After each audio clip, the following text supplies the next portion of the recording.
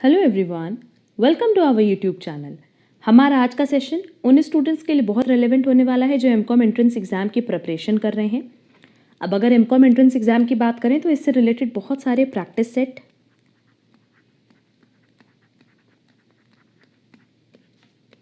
Test paper, past year question papers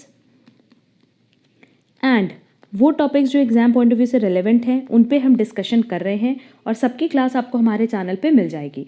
तो अगर आप हमारे चैनल पे नए हो तो चैनल सब्सक्राइब ज़रूर कर देना सो दैट आपको आगे की क्लासेस की नोटिफिकेशन टाइमली मिल पाए। हमने यूनिवर्सिटी वाइज प्लेलिस्ट ड्राफ्ट की है सो दैट आप एक पर्टिकुलर प्लेलिस्ट रन करके उस पर्टिकुलर यूनिवर्सिटी से रिलेटेड जो भी इंपॉर्टेंट टॉपिक्स हैं, प्रैक्टिस सेट हैं, क्वेश्चन पेपर्स हैं, वो कवर कर पाओ। सबकी लिंक आपको डिस्क्रिप्शन बॉक्स में दी गई है, तो वहाँ से वो क्लासेस आप कवर कर सकते हो। अब एमकॉम की बात करें तो एमकॉम बेसिकली दो फील्ड में ये कोर्स ऑफर किया जाता है। First is MCom commerce and second is MCom applied economics. तो अब अगर कॉमर्स की बात करें तो अभी तक हमने जो भी प्रैक्टिस सेट अपलोड किए हैं, जो भी टेस्ट पेपर्स हमने अपलोड किए हैं, past year question papers upload किए हैं, सब एमकॉम कॉमर्स फील्ड से ही है। बट आज जो हमारा डिस्कशन होगा वो एमकॉम अप्लाइड इकोनॉमिक्स के लिए होगा। अगर इस कोर्स की बात करें तो कई यूनिवर्सिटी अप्लाइड इकोनॉमिक्स में भी एमकॉम ऑफर करती हैं, जैसे लखनऊ यूनिवर्सिटी, पंजाब यूनिवर्सिटी। ये जो यूनिवर्सिटीज़ हैं ना, एमकॉम कॉमर्स फील्ड में भी ऑफर करती हैं as well as applied economics में भी। तो देखो, भले ही आज हम जो प्रैक्टिस सेट अपलोड कर रहे हैं वो एमकॉम अप्लाइड इकोनॉमिक्स से रिलेटेड है, बट सारे के सारे क्वेश्चंस उन स्टूडेंट्स के लिए भी इक्वली रेलेवेंट होने वाले हैं जो एमकॉम कॉमर्स के लिए अप्लाई करेंगे या नॉर्मल एमकॉम के लिए अप्लाई करेंगे। क्योंकि बहुत सारी यूनिवर्सिटीज़ ऐसी होती हैं ना, देखो, जो सिर्फ एमकॉम का कोर्स ऑफर करती हैं, तो वो क्या है, कॉमर्स। और हमें पता है कि अगर हम रेगुलर एमकॉम की बात करें या एमकॉम कॉमर्स की बात करें तो इसमें इकोनॉमिक्स बहुत इंपॉर्टेंट सब्जेक्ट है, आइदर माइक्रो इकोनॉमिक्स की बात करें और मैक्रो इकोनॉमिक्स की। तो जो आज हम क्वेश्चंस डिस्कस करेंगे वो अप्लाइड इकोनॉमिक्स स्टूडेंट्स के लिए है। बट अगर एमकॉम अप्लाइड इकोनॉमिक्स की बात करें ना तो इसमें तो अप्लाइड इकोनॉमिक्स एंड कॉमर्स में डिफरेंस सिर्फ ये होता है कि अप्लाइड इकोनॉमिक्स स्टूडेंट्स के लिए इकोनॉमिक्स बहुत इंपॉर्टेंट होता है। मैक्सिमम सब्जेक्ट इकोनॉमिक सब्जेक्ट से ही कवर करते हैं। क्लियर? तो ओवरऑल जो हम डिस्कस करने वाले हैं वो प्रैक्टिस सेट है related to MCom applied economics, और हम कह सकते हैं business economics. But equally important है उन स्टूडेंट्स के लिए भी जो एमकॉम कॉमर्स फील्ड से अप्लाई करें या नॉर्मल एमकॉम अप्लाई करें, क्योंकि इकोनॉमिक्स के क्वेश्चंस की आपकी प्रैक्टिस हो जाएगी। ज़्यादा से ज़्यादा क्वेश्चंस की अगर प्रैक्टिस रहेगी तो इसी में से कहीं ना कहीं पेपर में से क्वेश्चन पूछता है। अच्छा, आज की क्लास की पीडीएफ आपको हमारे टेलीग्राम चैनल पे मिल जाएगी और टेलीग्राम चैनल की लिंक आपको डिस्क्रिप्शन बॉक्स में दी गई है। बहुत सारे स्टूडेंट्स कहते हैं कि मैम लिंक ओपन नहीं हो रही टेलीग्राम चैनल की, तो आप सिंपली सर्च करना टेलीग्राम पे CA काजल डेरोलिया एक्सेल एडुकेयर, तो आपको हमारा चैनल मिल जाएगा और आप बहुत ही ईजिली वहाँ से इसको ज्वाइन कर सकते हो। तो चलो फिर हम लोग अपना आज का सेशन स्टार्ट करते हैं। यहाँ देखो हमने लिखा भी है practice set for MCom applied economics entrance exam, क्योंकि बेसिकली अप्लाइड इकोनॉमिक्स स्टूडेंट्स के लिए कहीं प्रैक्टिस सेट हमने अब तक अपलोड नहीं किया है। तो यहाँ जो प्रैक्टिस सेट है ना, उसी पैटर्न पे आपके एग्जाम में क्वेश्चंस आता है। आप देखोगे कि मैक्सिमम क्वेश्चन इकोनॉमिक्स के हैं और कुछ क्वेश्चंस अदर सब्जेक्ट्स से भी हैं, जैसे कि लाइक वैसे इनकम टैक्स हो गया, अकाउंट्स हो गया। हर एक सब्जेक्ट से क्वेश्चंस कवर करेगा, बट मैक्सिमम क्वेश्चन आपको मिलेगा इकोनॉमिक्स से। क्लियर? तो आज जो हमारा प्रैक्टिस सेट होगा वो फर्स्ट है। इसी तरीके से हम कई सारे प्रैक्टिस सेट अपलोड करेंगे फॉर एमकॉम अप्लाइड इकोनॉमिक्स। हमारा सबसे पहला क्वेश्चन है, two factors are perfect substitutes the isoquant will be. अब देखो यहाँ पे किसकी बात कर रहे हैं, परफेक्ट सब्स्टिट्यूट्स की। तो ये याद रखना कि जब भी हम परफेक्ट सब्स्टिट्यूट्स की बात कर रहे हैं तो हम सिंपली यहाँ क्या कह रहे हैं कि दो फैक्टर ऑफ प्रोडक्शन, एग्जाम्पल ले लेते हैं, पहला कैपिटल और दूसरा लेबर। हमारे पास जो फैक्टर ऑफ प्रोडक्शन होते हैं, no doubt 4 factor of production होते हैं, सबको पता होगा, land, labour, capital and entrepreneur. But यहाँ जो हम एग्जाम्पल लेते हैं हमेशा किसका लेते हैं, कैपिटल और लेबर का। क्योंकि देखो, लैंड की अगर बात करें तो इसको हम शॉर्ट रन में इंक्रीज नहीं कर सकते। क्लियर? तो दो फैक्टर ऑफ प्रोडक्शन जिसमें कैपिटल हो गया, लेबर हो गया, हम कह रहे हैं कि परफेक्ट सब्स्टिट्यूट है। ये माना जा रहा है कि अगर हम कैपिटल की जगह लेबर यूज़ करें या लेबर की जगह कैपिटल यूज़ करें तो कोई प्रॉब्लम नहीं होगी। तो उस केस में आइसोक्वेंट हमेशा किस तरीके से बनेगा, डाउनवर्ड स्ट्रेट लाइन। एंड इस केस में जो MRTS होगा, that is marginal rate of technical substitution, ये हमेशा कांस्टेंट होगा। तो जब भी परफेक्ट सब्स्टिट्यूट की बात करेगा ना, तो परफेक्ट सब्स्टिट्यूट या जिसको हम कहते हैं कि लीनियर आइसोक्वेंट, लीनियर क्यों? क्योंकि इस तरीके से स्ट्रेट लाइन बनेगा। तो इस केस में जो इनपुट्स होते हैं ना, उनको आप बहुत ही ईजिली सब्स्टिट्यूट कर सकते हो, और सब्स्टिट्यूट किस रेट पे करोगे? At constant rate. तो ग्राफ हमेशा किस तरीके से बनेगा? इस तरीके से, डाउनवर्ड स्लोपिंग। तो ऑप्शन देख लेते हैं, straight line, a parabola, a rectangular hyperbola and L shaped curve. Correct answer होगा ए, स्ट्रेट लाइन। अच्छा, यहाँ देख लो, अगर यहाँ क्वेश्चन में परफेक्ट सब्स्टिट्यूट की जगह परफेक्ट कॉम्प्लीमेंट्री बोलता, तो उस केस में जो हमारा ग्राफ बनता वो हमेशा इस तरीके से एल शेप्ड बनता। क्यों? क्योंकि यहाँ पे हम बात करें परफेक्ट कॉम्प्लीमेंट की, कि कैपिटल और लेबर आपस में परफेक्ट कॉम्प्लीमेंट है, कि एक से दूसरा अफेक्ट होगा। क्लियर? और ये कॉम्प्लीमेंट का मतलब क्या हो गया, कि जो कैपिटल और लेबर है इसको हम एकदम फिक्स्ड प्रोपोर्शन में, फिक्स्ड रेशियो में ही यूज़ करेंगे। यहाँ सब्स्टिट्यूशन की बात नहीं कर रहे, सब्स्टिट्यूशन मतलब आइदर कैपिटल और लेबर, बट यहाँ कॉम्प्लीमेंट्री की बात कर रहे हैं, और कॉम्प्लीमेंट्री मतलब जहाँ दोनों को साथ लेकर के चलते हैं, capital as well as labour, but इन दोनों को हम फिक्स प्रोपोर्शन में यूज़ करेंगे। तो शेप हमेशा कैसे बनेगा? L shaped curve. Clear? But क्योंकि क्वेश्चन में हमसे परफेक्ट सब्स्टिट्यूट पूछा है, तो करेक्ट आंसर होगा ए, स्ट्रेट लाइन।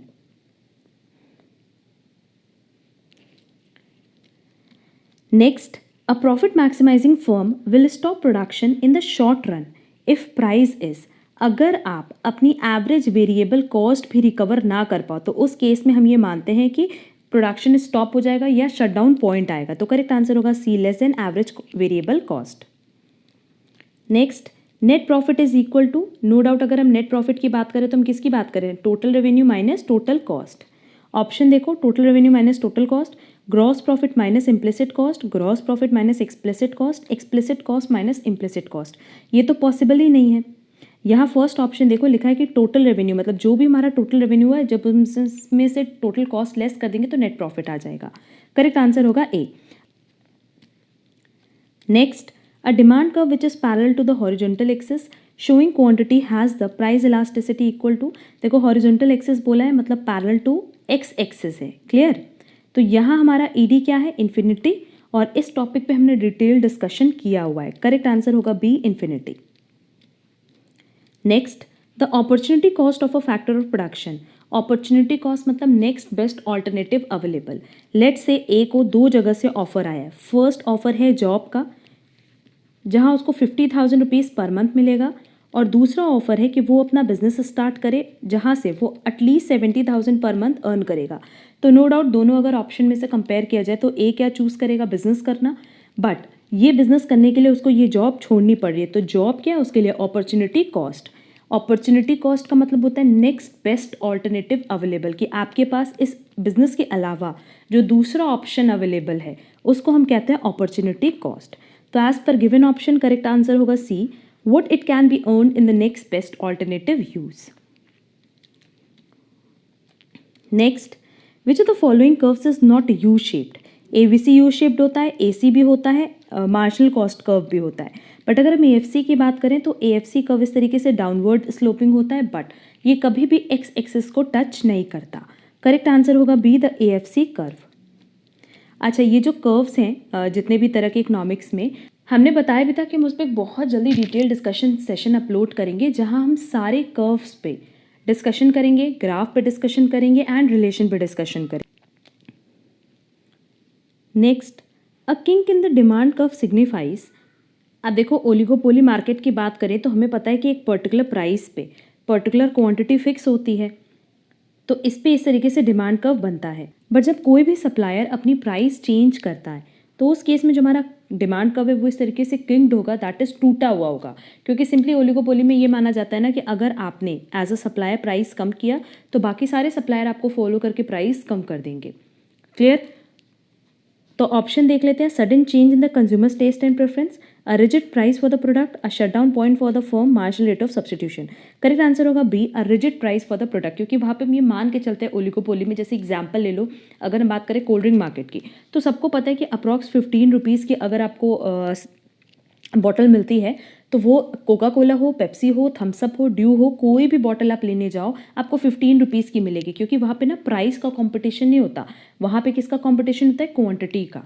क्लियर? तो करेक्ट आंसर होगा B. Next, in long run all the firms in monopolistic competition. अगर लॉन्ग रन की बात करें तो लॉन्ग रन में आप हमेशा क्या अर्न करते हो? Normal profit. Clear. Short run में आपके पास ऑप्शन होता है कि आप नॉर्मल प्रॉफिट भी अर्न कर पाओगे, सुपर नॉर्मल प्रॉफिट भी अर्न कर पाओगे, as well as normal loss भी अर्न कर सकते हो। बट अगर लॉन्ग रन की बात करें तो इसमें हम हमेशा अर्न करते हैं नॉर्मल प्रॉफिट। तो करेक्ट आंसर होगा B, earns normal profits only. Next, national income denotes revenue of the government in 1 year. No. Revenue of nationalized enterprises and bonds, budgetary surplus of the government, sum total of all factors earning in the country. जितने भी factors हैं, like factors of production की बात करें कि जितने भी factors हमारे पास अवेलेबल हैं उनसे जो टोटल अर्निंग हो रही है एक पूरे साल में, उसको हम कहते हैं नेशनल इनकम। तो करेक्ट आंसर होगा D. Next, the major purpose of price index is to measure change in the standard of living, gold content of money, buying power of money, capacity to produce. अब देखो price index basically इसका major purpose क्या होता है, ये देखना कि जो बाइंग पावर है, बाइंग कैपेसिटी है पैसे की ऑफ मनी, उसमें क्या चेंज आ रहा है। तो करेक्ट आंसर होगा सी।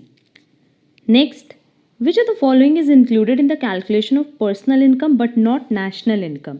Transfer payment, corporate dividend, social security contributions, undistributed corporate profits. अब अगर पर्सनल इनकम की बात करें तो पर्सनल इनकम में सोशल सिक्योरिटी कंट्रीब्यूशन आता है, बट वो नेशनल इनकम का पार्ट नहीं बनता। तो करेक्ट आंसर होगा C. Next, the phase of business cycle in which real output is at the minimum is. यहाँ देखो रियल आउटपुट की बात कर रहा है, तो सबसे पहले समझ लेते हैं कि रियल आउटपुट का मतलब क्या है। अगर हम बात करें जीडीपी की, तो GDP that is gross domestic product, ये बेसिकली मेजरमेंट है। अगर ग्रॉस डोमेस्टिक प्रोडक्ट की बात करें तो इसको हम एज अ मेजरमेंट यूज करते हैं, जो कि बेसिकली इंडिकेट करता है इकोनॉमिक आउटपुट को। क्लियर। तो यहाँ रियल आउटपुट मतलब हम किसकी बात कर रहे हैं, ग्रॉस डोमेस्टिक प्रोडक्ट की। ऑप्शन देखते हैं, peak, trough, recovery, recession. Correct answer होगा बी, ट्रफ, क्योंकि ट्रफ केस में रियल जीडीपी और रियल आउटपुट अपने सबसे लोएस्ट और मिनिमम लेवल पे होता है। क्लियर। अच्छा, अगर हम लोग बिजनेस साइकिल की बात करें तो बिजनेस साइकिल पे हमने ऑलरेडी क्लास अपलोड की है, बेसिकली वो सीए फाउंडेशन स्टूडेंट के लिए की थी, बट वो क्लास आपके लिए भी इक्वली इंपॉर्टेंट है, क्योंकि एमकॉम एंट्रेंस एग्जाम में देखोगे ना तो बिजनेस साइकिल से रिलेटेड बहुत सारे क्वेश्चंस एग्जाम में पूछते हैं। तो वहाँ बेसिकली हमने एमसीक्यूज अपलोड किए हैं, बट एमसीक्यूज के पहले हमने उस पर डिटेल डिस्कशन भी किया है। तो वो क्लास के लिंक आपको डिस्क्रिप्शन बॉक्स में हम दे देंगे, साथ ही साथ टेलीग्राम पे भी शेयर कर देंगे। वो क्लास आप ज़रूर से कवर कर लेना, तो आपके सारे डाउट्स जो बिजनेस साइकिल से रिलेटेड है वो क्लियर हो जाएंगे।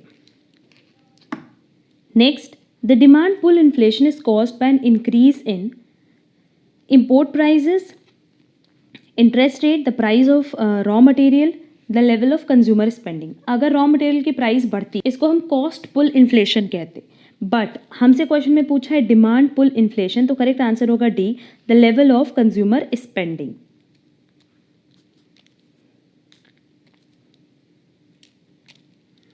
Next, the rate at which goods are exchanged for one another in international market is called terms of trade, the exchange rate, an absolute advantage or a corporate advantage। Correct answer होगा B, the exchange rate, क्योंकि basically देखो क्या कह रहा है कि goods exchange हो एक मार्केट से दूसरे इंटरनेशनल मार्केट में, तो इसको हम क्या कहते हैं, फॉरेन एक्सचेंज रेट। तो करेक्ट आंसर होगा B. Next, the difference between current account balance and capital account balance is the statistical discrepancy, balance of payments, trade balance, trade deficit। अब देखो ट्रेड बैलेंस और ट्रेड डेफिसिट की बात करें तो ये तो हम बैलेंस ऑफ ट्रेड की बात कर रहे हैं, बट क्वेश्चन में हमसे पूछा है current account balance and capital account balance का, जो कि बेसिकली किसका पार्ट होता है, बैलेंस ऑफ पेमेंट का पार्ट होता है। क्लियर। अब क्योंकि इन दोनों अकाउंट में डिफरेंस है, तो इस तरह के डिफरेंस को हम कहते हैं स्टैटिस्टिकल डिस्क्रिपेंसी। स्टैटिस्टिकल डिस्क्रिपेंसी का मतलब होता है एक ऐसा डिफरेंस जो दो स्टैटिक्स के बीच में आता है, जो बेसिकली क्या होना चाहिए, इक्वल होना चाहिए। तो करेक्ट आंसर होगा A, statistical discrepancy.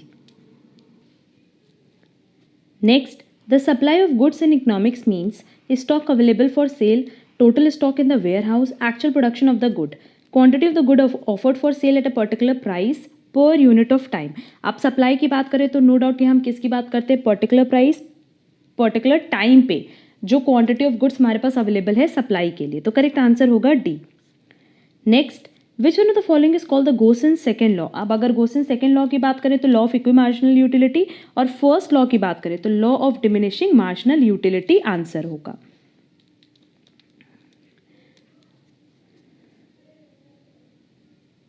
Next, Gross domestic product, that is GDP, is the monetary value of goods for the market and for self consumption.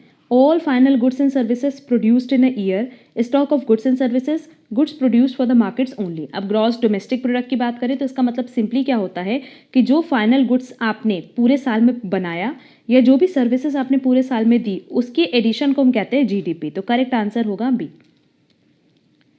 Next, the market for new securities is known as, no doubt अगर new securities की बात करें तो primary market, and reissue की बात करता तो secondary market correct answer होता.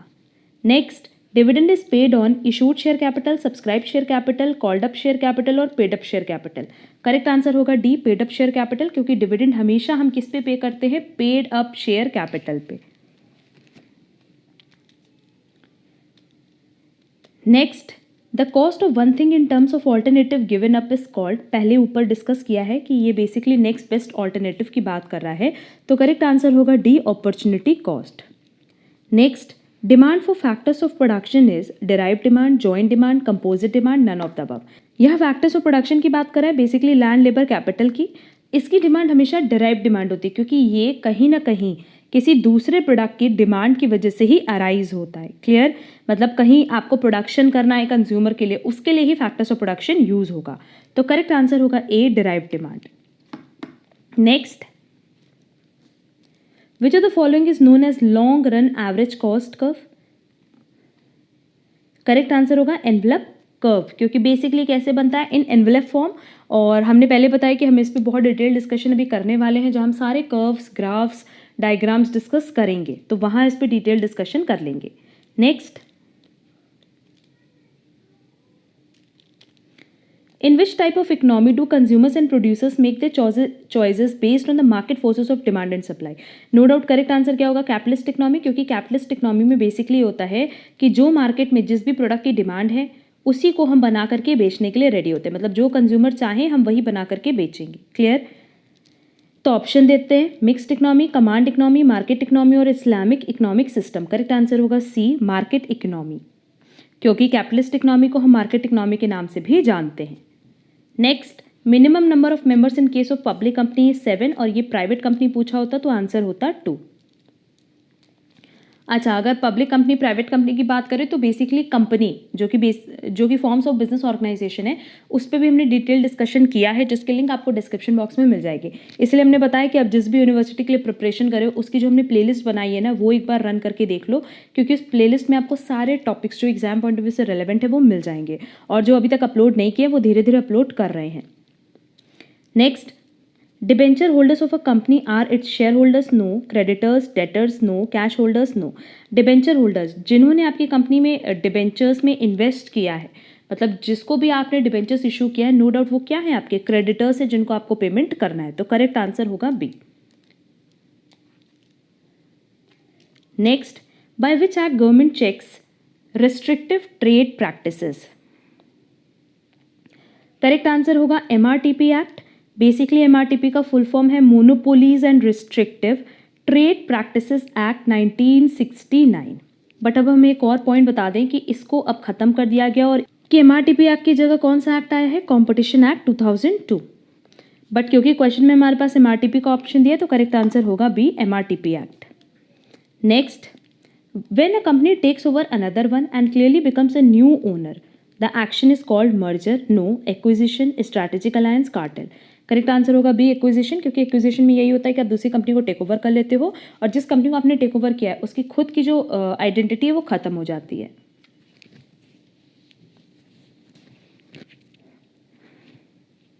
Next, which of the following is an economic system based on the principle of free enterprise. Again free enterprise की बात क्या है, फ्री इंटरप्राइज मतलब सिंपली जहाँ पे गवर्नमेंट इंटरवीन नहीं करती, गवर्नमेंट का किसी तरह का कोई इन्वॉल्वमेंट नहीं होता, और ऐसा कहाँ होता है, कैपिटलिस्ट इकोनॉमी में. तो करेक्ट आंसर होगा A, capitalist economy. Next, privatisation of ownership through sale of equity share is called disinvestment. इस प्रोसेस को बेसिकली हम लोग क्या कहते हैं, disinvestment. Next, laissez faire policy is adopted in. अब लीज फायर मतलब सिंपली यही होता है कि यहाँ पे कस्टमर जो है वो एक तरह से कह लो राजा होते हैं, वो जो बोलेंगे अब वो बना करके सेल करने को रेडी होते हैं, और ऐसा कहाँ होता है, कैपिटलिस्ट इकोनॉमिक सोसाइटी में. तो करेक्ट आंसर होगा B. Next, Which of the following is not the objective of the Competition Act 2002? Prohibition of abuse of dominant position. यहाँ प्रोहिबिशन नहीं होगा, preventing abuses of dominant position होगा, क्योंकि आप पूरी तरीके से इस पर रोक नहीं सकते, आप प्रिवेंट कर सकते हो, कोशिश कर सकते हो कि आप उसको रोको. क्लियर. नेक्स्ट है prohibition of restrictive trade practices, ये तो ऑब्जेक्टिव है. Prohibition of anti competitive agreement, ये भी है. एंड रेगुलेशन ऑफ कॉम्बिनेशन भी. तो करेक्ट आंसर होगा A. Next, which one is not the main objective of fiscal policy in India? To increase liquidity in economy, to promote price stability, ये तो objective है. To minimize inequalities of income and wealth, ये भी इनकी objective है. To promote employment opportunities भी है. But liquidity को इंक्रीज करना ये फिस्कल पॉलिसी का ऑब्जेक्टिव नहीं है. तो करेक्ट आंसर होगा A. Next, which among the following is not the instrument of monetary policy. अब मॉनेटरी पॉलिसी की बात करें तो बेसिकली जो इसके इंस्ट्रूमेंट हैं वो हैं cash reserve ratio, statutory liquidity ratio, bank rate, repo rate, reverse repo rate and open market operations. Clear. Option देख लेते हैं. Deficit financing, SLR, CRR, open market operation. Correct answer होगा ए. अच्छा, इस टॉपिक पे quantitative and qualitative credit policy पे हम बहुत जल्दी क्लास अपलोड करेंगे, वो क्लास पे आप लोगों के लिए इक्वली रेलेवेंट है. Next, the MRTP act of 1969 was abolished in 2002. अभी ऊपर हमने 8 पॉइंट डिस्कस किया था. नेक्स्ट,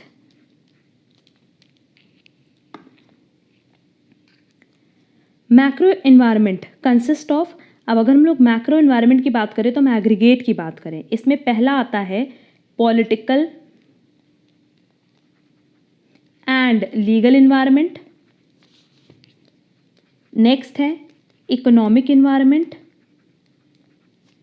नेक्स्ट है socio cultural and demographic environment. Then हम यहाँ मेंशन करें फोर्थ है technological environment and last one is ecology and physical environment.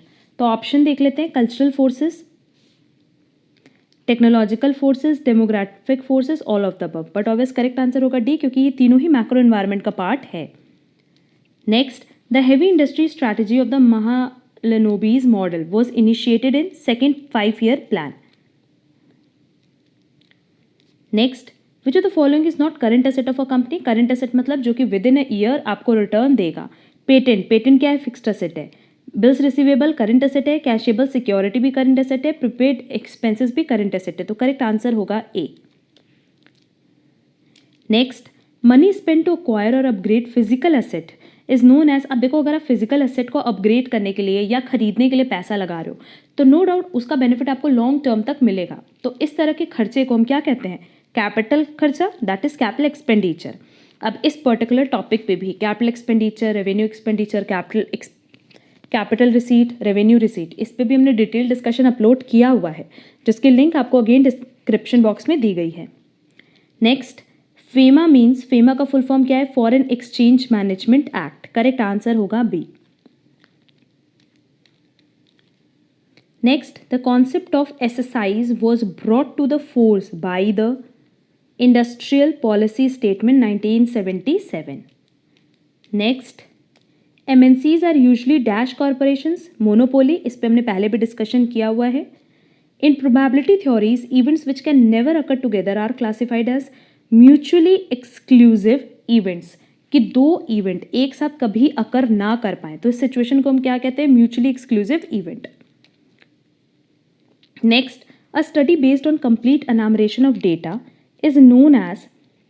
अब देखो, अगर हम बात करें सैम्पल सर्वे की या रैंडम सर्वे की, तो इसमें तो पता चल गया कि भाई जब भी हम स्टडी करेंगे डेटा की तो कंप्लीट स्टडी नहीं करेंगे, सिर्फ सैम्पल की ही स्टडी करने वाले हैं.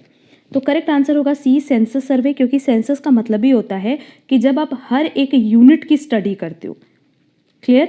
मतलब हर एक यूनिट की, एवरीवन और एवरीथिंग, मतलब जो भी पॉपुलेशन में उसका कंप्लीट एनामरेशन करते हो तो उसको हम कहते हैं सेंसस सर्वे. तो करेक्ट आंसर होगा C. Next, that valuation in a distribution which occurs most frequently is mode. जो हमारा सेकंड चैनल है सीए काजल डेरोलिया, वहाँ हमने स्टैटिस्टिक्स के बहुत सारे क्लासेस अपलोड किए हैं, बहुत सारे एमसीक्यूज़ अपलोड किए हैं, तो वो क्लासेस आप ज़रूर से कवर कर लेना, क्योंकि स्टैटिस्टिक्स का सारा पोर्शन आपका वहाँ से कवर हो जाएगा। सेकेंड चैनल है हमारा सीए काजल डेरोलिया, उसके लिंक भी आपको डिस्क्रिप्शन बॉक्स में दी गई है। Next, which among the following is not a commonly use measure of dispersion? Range है, स्टैंडर्ड डेविएशन भी है, मीन डेविएशन भी, और इसके अलावा क्वार्टाइल डेविएशन है, बट मीडियन ये मेजर ऑफ डिस्पर्जन है, मेजर ऑफ सेंट्रल टेंडेंसी है, तो करेक्ट आंसर होगा B. Next, which of the following is use to compare the consistency of two और मोर सेट्स ऑफ डेटा? आप देखो consistency की बात किया है, इस पे हमने क्वेश्चन भी कराया है, करेक्ट आंसर होगा A, coefficient of variation. Next, which of the following is the best measure of dispersion? Standard deviation. Same question हमने कई बार अपने प्रैक्टिस सेट में कराया हुआ है, जो कि आपको सेकंड चैनल पे मिल जाएगा। Next, which of the following variables are discrete? Speed of a car, ये कभी डिस्क्रीट नहीं हो सकता, क्योंकि 10 to 20, 20 to 30 इस तरीके से किलोमीटर पर आवर इसकी स्पीड चलेगी। Amount of water, number of trees, ये तीनों क्या है? क्यूमुलेटिव, और हम कह सकते हैं कॉन्टिन्यूस सीरीज इससे बन सकती है। But the time one has to wait for a bus to arrive, correct answer होगा डी, क्योंकि ये आप डिस्क्रीट फॉर्म में ड्राफ्ट कर सकते हो, ये बेसिकली डिस्क्रीट डेटा है। डिस्क्रीट कॉन्टिन्यूस क्या होता है, इस पर भी हमने डिटेल डिस्कशन किया हुआ है, बट हमारे सेकंड चैनल पे आपको डिटेल क्लास मिल जाएगी स्टैटिस्टिक्स की, इसलिए हमने बताया कि आप अगर वहाँ से सारी क्लासेस कवर कर ले रहे हो स्टैटिस्टिक्स से रिलेटेड, तो फिर आपको कहीं से भी कुछ भी एक्स्ट्रा नहीं पढ़ना पड़ेगा। Next, which statistical measure helps in measuring the purchasing power of money? Index number, correct answer होगा B. Fisher's ideal index number is, अब अगर फिशर्स आइडियल इंडेक्स नंबर की बात करें तो ये अंडर रूट होता है Laspeyres method multiply by Paasche's method, तो करेक्ट आंसर होगा C. Next, in which year planning commission was established in India? Date थी 15th of March 1950, that is correct answer होगा A. Next, which of the following cost is also known as overhead cost और on cost? No doubt indirect expenses, इस पे भी हमने detail discussion किया है, एक क्लास हमने अपलोड की है कॉस्ट शीट से रिलेटेड, जो बेसिकली सीए इंटर स्टूडेंट्स के लिए की है, बट वहाँ पे आप देखोगे ना तो हमने हर एक टॉपिक जो कॉस्ट शीट से रिलेटेड है उसके बेसिक्स, उसका फॉर्मेट पूरा डिटेल में डिस्कस किया है। इस क्लास की लिंक आपको डिस्क्रिप्शन बॉक्स में भी दी गई है, साथ ही साथ टेलीग्राम पर भी हम शेयर कर देंगे। ये क्लास आप ज़रूर से कवर कर लेना, तो आपका कॉस्ट शीट का सारा कॉन्सेप्ट क्लियर हो जाएगा। Next, on which birthday anniversary of Mahatma Gandhi, Narega was renamed as Manrega by Government of India? 140th, correct answer होगा D। Next, which of the following organizations look after the credit needs of agriculture and rural development in India? NABARD। Next, which of the following estimates the national income in India? CSO, अगर national income की बात करें तो CSO, that is correct answer होगा A, Central Statistical Organization। Next, SEBI stands for, SEBI का full form है securities and exchange board of India, that is correct answer होगा B. Next, what is the total budget of India 2021 to 2022? Correct answer होगा A, ये learn करने वाला question है। Next, as per the union budget 21-22, what is the highest rate of direct tax in India? Maximum rate जो slab rate है वो कितने का है? 30% का, तो करेक्ट आंसर होगा सी, 30%। Next, the headquarters of IMF and World Bank are located at Washington DC. Who determines the minimum support price? MSP की बात कर रहा है कि MSP कौन डिसाइड करता है? MSP डिसाइड करता है the commission for agricultural cost and prices, correct answer होगा A. Next, which of the following countries is the largest producer of wheat in the world? World की बात किया तो करेक्ट आंसर होगा D, China.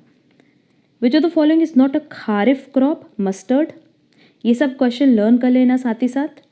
Which of the following periods is known as first green revolution period in India? 1966 to 69। Which among the following is the highest production of pulses? Madhya Pradesh. Next, where is the headquarters of SAARC? Correct answer होगा A, Kathmandu. Next, if the balance of payment, that is BOP, of a country is adverse, then which of the following institution will help that country? IMF, that is International Monetary Fund. Next, who is the lender of the last resort in the banking structure of India? No doubt हम लोग बात करें central bank की, जो कि है Reserve Bank of India. Next, in order to control credit RBI should, अगर आपको कंट्रोल करना है, क्रेडिट रोकना है, तो नो डाउट आप सीआरआर को भी बढ़ा दोगे, बैंक रेट को भी बढ़ा दोगे। तो इससे क्या होगा ना कि जब मार्केट में पैसा ही नहीं होगा तो वो ज़्यादा फ्लो भी नहीं हो पाएगा, ऑटोमेटिकली क्रेडिट कंट्रोल हो जाएगी। और अभी हमने बताया क्रेडिट कंट्रोल पे हम बहुत जल्दी क्लास अपलोड करने वाले हैं, तो उससे आपका ये टॉपिक क्लियर हो जाएगा। करेक्ट आंसर होगा C, increase CRR and increase bank rate. Next, number of times a unit of money changes hands in the course of a year is called velocity of money. A change in fiscal policy affects a balance of payment through, अब क्योंकि देखो fiscal policy में change की बात किया है, तो correct answer होगा C, both the current account and capital account. Next, which among the following is a characteristics of under development? Vicious circle of poverty, rising mass consumption, growth of industries, high rate of urbanisation. Last तीन तो नहीं होगा, correct answer होगा A. Which 5-year plan in India had poverty elevation as one of its objective? 5th 5-year plan. अब 5-year plan पे भी हम बहुत जल्दी डिस्कशन करेंगे, क्योंकि इससे भी ना एग्जाम में देखा है बहुत सारे क्वेश्चंस कवर करता है। Next, appreciation of currency means, देखो एप्रिसिएशन का मतलब क्या होता है कि जैसे मान लेते हैं कि पहले हम $1 खरीद पाते थे 60 रुपीज़ में, और अब हम वही $1 परचेज कर पा रहे हैं 50 रुपीज़ में। तो मतलब हमारे जो रुपीज़ की वैल्यू है वो क्या हुई है, बढ़ी है। बहुत लोग क्या समझते हैं कि अब अगर आप $1 खरीद पा रहे हो 70 रुपये का, तो इसको एप्रिसिएशन कहते हैं। जी नहीं, ये तो डिप्रिसिएशन हो गया ना, कि जो चीज़ पहले आपको 60 रुपये में मिल रही थी वही अब 70 में मिले, तो महंगाई बढ़ गई, तो उसको हम क्या कहते हैं, डिप्रिसिएशन। क्लियर? तो यहाँ देखो रुपीज़ की वैल्यू में क्या हुआ है, एप्रिसिएशन। तो as per given option correct answer होगा increase in the value of one currency in relation to another currency, that is correct answer होगा ए। आज का हमारा लास्ट क्वेश्चन है, in which type of unemployment marginal productivity is zero और near zero, disguised unemployment? ये तो simple question है। आप देखो ये overall 75 question are related to MCom applied economics, और मैक्सिमम क्वेश्चन आपने देखा कि इकोनॉमिक्स से ही रिलेटेड था। हम उम्मीद करते हैं कि आपको आज का क्लास यूज़फुल लगा होगा। अगर आपको वीडियो पसंद आए तो वीडियो को लाइक ज़रूर करना, और इस तरीके के प्रैक्टिस सेट हम बहुत जल्दी और अपलोड करेंगे। कहीं पे भी कोई डाउट हो तो आप कमेंट बॉक्स में कमेंट करके पूछ सकते हो, और साथ ही साथ आप हमसे टेलीग्राम पे भी कनेक्ट कर सकते हो, जिसकी लिंक आपको डिस्क्रिप्शन बॉक्स में दी गई है। क्लास की पीडीएफ आपको टेलीग्राम चैनल पे मिल जाएगी अगेन, और टेलीग्राम चैनल की लिंक आपको डिस्क्रिप्शन बॉक्स में दी गई है। अगर आप चाहते हो हम किसी पर्टिकुलर टॉपिक पे क्लास अपलोड करें तो आप ज़रूर हमें कमेंट बॉक्स में बताना, सो दैट हम उस पर्टिकुलर टॉपिक पर डिस्कशन कर सकें। अब हम लोग मिलेंगे हमारी नेक्स्ट क्लास में। आज के लिए बस इतना। Thank you so much.